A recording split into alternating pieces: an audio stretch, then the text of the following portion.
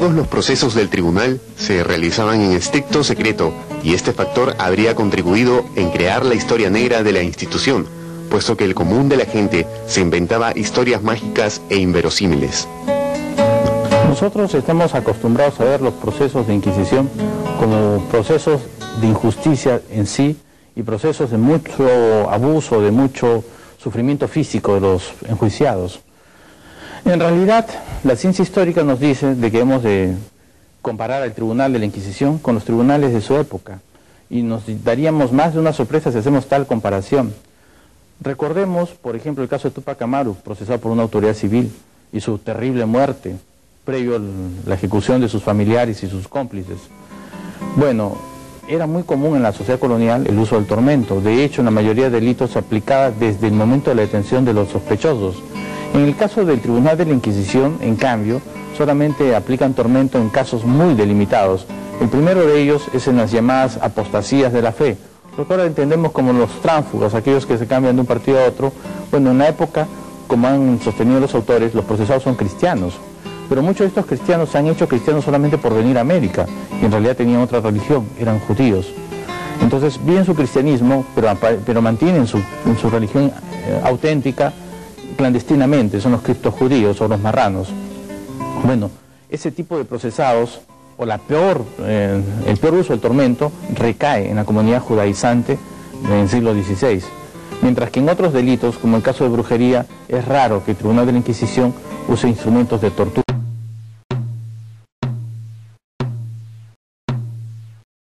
El judaizante es el judío bautizado, que sin embargo permanece con raíces nostálgicas en el judaísmo, y por ejemplo observa el sábado, no come carne de cerdo, etc.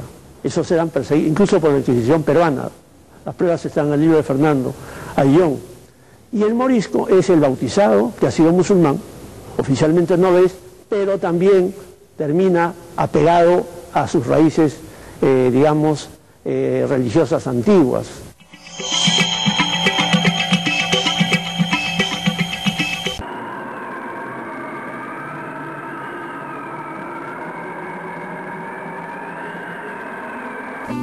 Cuando se habla de la historia de la Inquisición limeña, muchas veces se han inflado los números y se han inventado historias inverosímiles. Lo cierto es que, según las cifras, se procesó a 1.477 ciudadanos por delitos contra la fe. En el tema de las torturas, estas fueron empleadas en casos extremos y utilizando los medios de los tribunales civiles. En 2 siglos y medio de funcionamiento, fueron condenados a muerte 32 personas. De ellos, 23 fueron condenados por judaizantes y 6 por luteranos. 2 por sustentar y difundir proposiciones heréticas y un alumbrado o falso santo.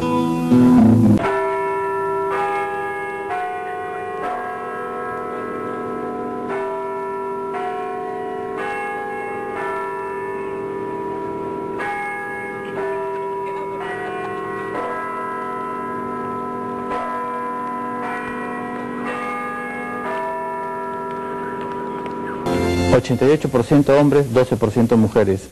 Y si te refieres condena a muerte, fueron 32 condenados a muerte en 250 años, de los cuales 31 eran hombres y una sola mujer. La famosa judaizante toledana Ana María Francisca de Castro.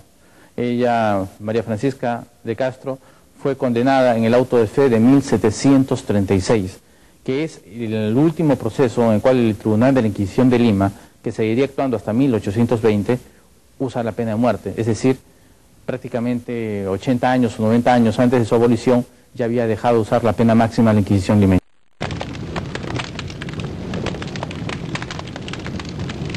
La brujería era un delito de ignorancia, que se debía a la ignorancia y que había que combatirlo por la instrucción.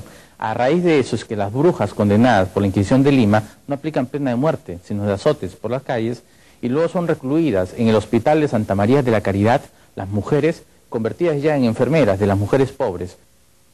Antes se llamarían brujas, pero en el Perú se llamaba alumbradas o visionarias.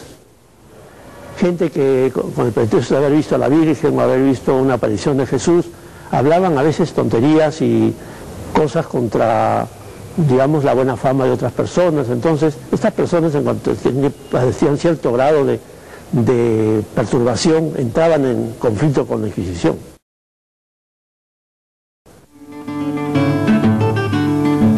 terminaron con absolución, ¿no? Porque se veía que eran más locas que malas, ¿no?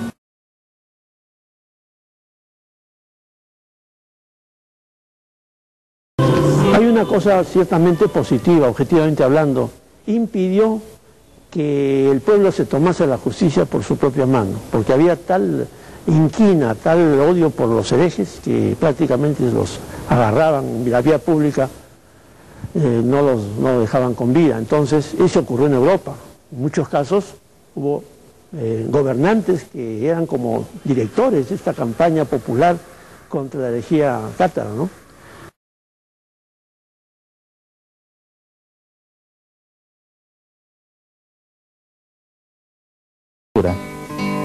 Aceptación social, eso lo dice un periodista italiano que ha estudiado el tema, Vittorio Messori, cuando dice: imaginémonos hoy, por ejemplo, con el cuidado que hay del ambiente, de la ecología, que haya gente que se dedique a contaminar.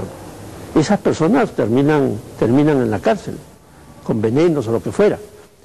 Y en el siglo XVII, y más en el Perú, en la España del siglo XVII, la salvación humana o la salvación del alma, la pureza de la fe, por tanto, el que introducía una teoría disociadora o herética tenía que ver con seguridad de Estado, como sería hoy un terrorista, digamos, ¿no? Eso explica, no justifica, pero explica por qué se instaló el tribunal con penas severas para los herejes, ¿no?